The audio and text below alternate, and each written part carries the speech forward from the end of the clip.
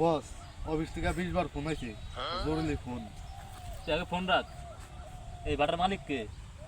তার কল লাগা, তার সাথে আমার মিটিং ফিক্স কর। ভাই এই জায়গার ম্যানেজার কি? আসসালামু আলাইকুম। ওয়ালাইকুম আসসালাম। আপনার নাম কি? আমি আসিফ শিকদার। আপনি কি?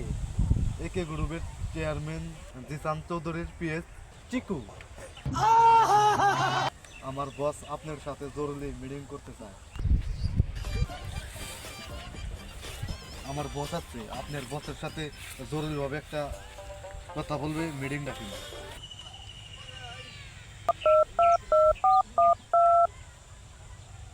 হ্যালো বস, আপনার কি ফিরে আছেন?